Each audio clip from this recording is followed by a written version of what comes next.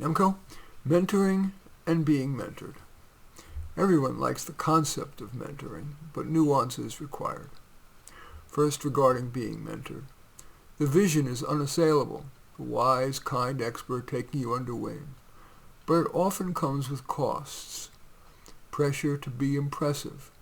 Pressure to choose a paper and thesis more to please the mentor than you.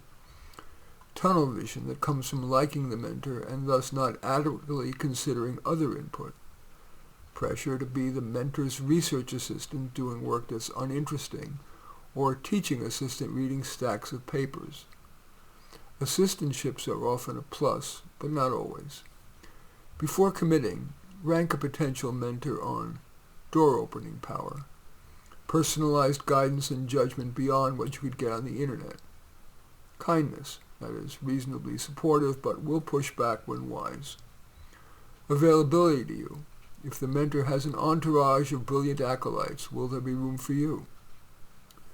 Your first question might be something that builds on what the professor said in class or wrote about. A weak example, could you re-explain CRISPR-R? A stronger example, I'm interested in your use of CRISPR-edited marmosets to understand astrocytes and autism.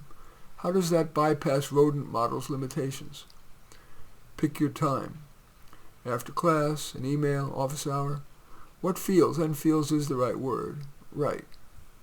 Don't seem too needy. Most poobah's available bandwidth is limited. It's fine to be humble. For example, you mentioned Bayesian optimization. I Googled it, and I still feel a little confused. Might you explain its basics to me? But it is risky to appear too needy.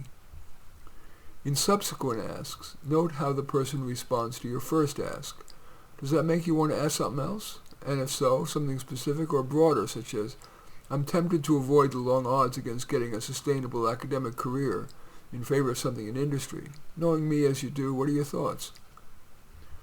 On reciprocity, keep your antenna out for opportunities to reciprocate. For example, I appreciate your support. Any way I can be of help to you? Now a little bit about being a mentor. If you want one, for example as an assistant or simply for the good feeling of helping one-on-one, well, is there a particular expertise or temperament you'd like? Scan your students. Anyone with whom you'd like to test the waters? For example, call on your prospective mentee to see how he or she handles an interesting question.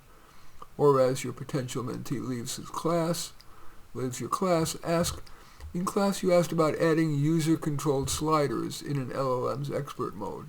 I'm curious, how would you validate frontier answers that sacrifice safety for creativity?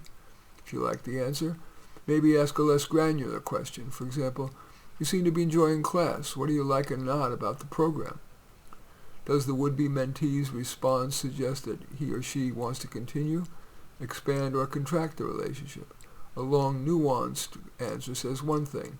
Fine, says another.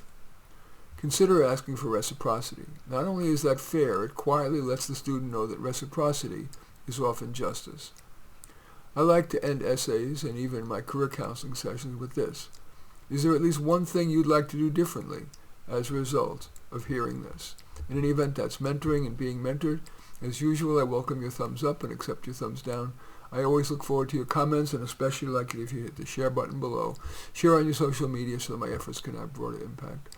And I am flattered if you choose to subscribe to my channel. And certainly welcome you taking a look at any of my 36 books. Perhaps most relevant to this would be, I don't know, How to Do Life, I guess. But all 36 are on Amazon.